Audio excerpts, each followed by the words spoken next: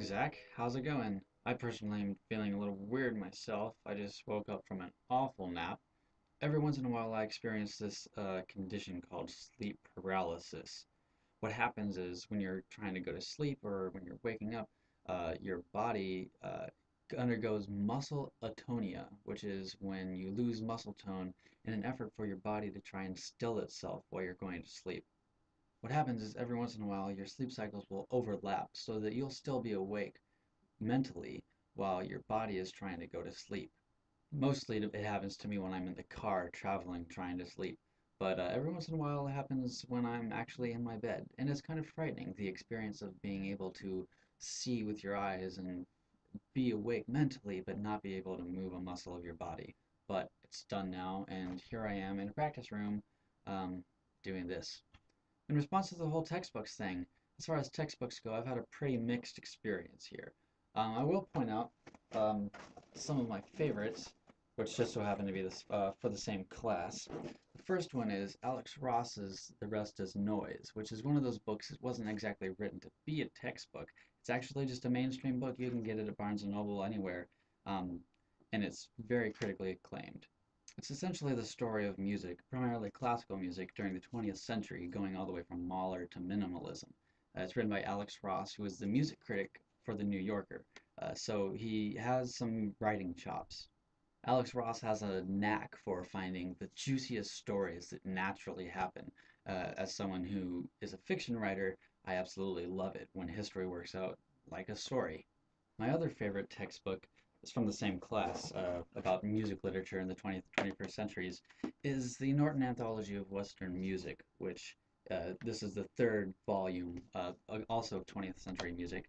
And this too, it takes you all the way from the beginning of the 20th century with the music of Claude Debussy, the Impressionist, and goes all the way to the orchestral music of Michael Dougherty. Here it has his piece Dead Elvis. He likes to base his pieces off of popular culture, thus his Metropolis Symphony, which is about characters from Superman. Being about music from the 20th century, things get a little weird. Check out Morton Feldman's Projection, which is a cello piece literally constructed using boxes. I will tell you my least favorite textbook. That's been Immanuel Kant's The Critique of Judgment. If you know Immanuel Kant, you probably had the same shudders as I just did. When I finally finished my assigned readings for my philosophy class, I was so overcome with joy at having to not go through it anymore that I ran out my front door and threw it out at the lawn in an effort to just get out my anger at it.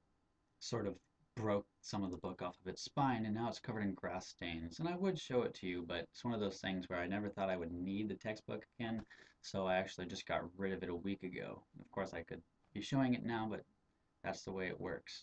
One of the problems with Kant is that he takes the absolutely most scenic route to get to his point. He buries his point in such difficult language that even commonplace words cease to make sense. And isn't the job of a philosopher to make the world make more sense? It did, however, help reaffirm a lesson that I've had to learn a lot this year at college, and that's the lesson of being concise, which, as a writer, is probably one of the most important lessons you'll ever learn. If the room suddenly looks different, that's because it is. One of the things about practice rooms is that people actually need to use them, so I sort of had to get out of there.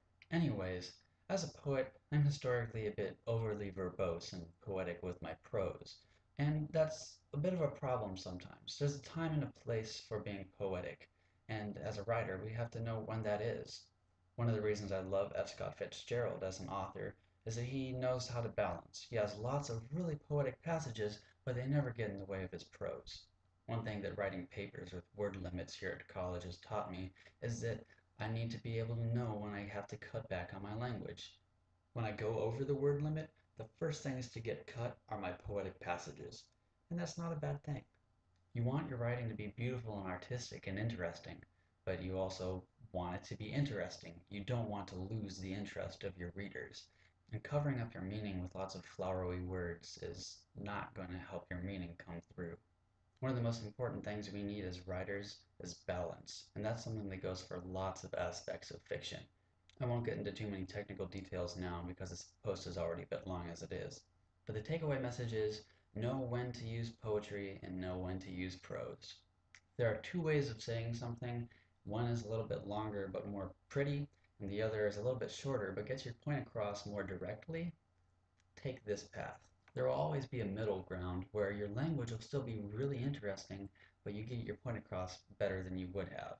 One thing you never want your readers to be is confused about what's going on right now, in this moment. A confused reader quickly becomes a bored reader, and a bored reader very quickly puts down the book. If there's anything that I learned from Jack Bicham's book Scene and Structure from the Elements of Fiction series, is that you should never make your book convenient to put down. I'll reference this book again in later posts, but that lesson definitely goes for your balance between poetry and prose. So keep it in mind. Okay, that's all I got. So see ya.